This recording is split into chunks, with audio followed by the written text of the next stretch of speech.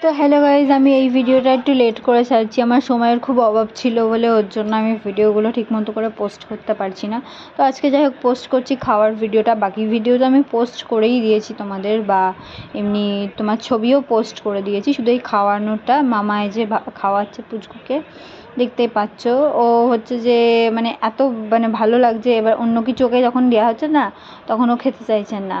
মানে মিষ্টি কিছু ওকে দিলে মানে ওর খুব মজা। নতুন কিছু কোনো বাচ্চা পেলে তো অবশ্যই তার ভালো লাগবেই, এটা সব বাচ্চার ক্ষেত্রেই।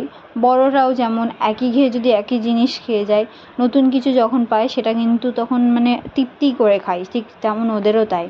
তো ওরা হচ্ছে যে ও পায়েস দিয়েছে, সেই হাতটা নামিয়ে দিয়েছে বলে উ করে কান্না চালু করে দিয়েছে। মানে আরও ওকে দিতে হবে, এখন ওর হাত নামালে হবে না। তো যাই হোক ওকে একটু একটু করে মানে ভাত মেখে দিচ্ছে সব কিছু দিয়ে। এবার সেটা একটুখানি করে 4-5টা দানা খাওয়াবে, কেননা এখনও ও ছোটো। এখন তো ওর খাওয়া উচিত নয় যতই হোক না কেন ওর জন্য, কেননা এখনও তো ধর ও দুধ খায় না, ব্রেস্ট ফিডিং তো হয়, আর তার সাথে এমনি প্যাকেট দুধও ওকে খাওয়ানো হয়। তো এখন তো সেরকম একটা খাওয়ানো উচিত না, কেননা ওর দাঁত উঠিনি এখনও। দাঁত উঠলে তারপরে মানে এখন হচ্ছে 6-9 মাস পর তারপরে ধীরে ধীরে হচ্ছে চাল ডাল যেরকম মানে অনেক কিছুই খাওয়াই, মানে সেই হিসাবে এবার যা যা খাওয়ানোর পড়বে খাওয়াবে।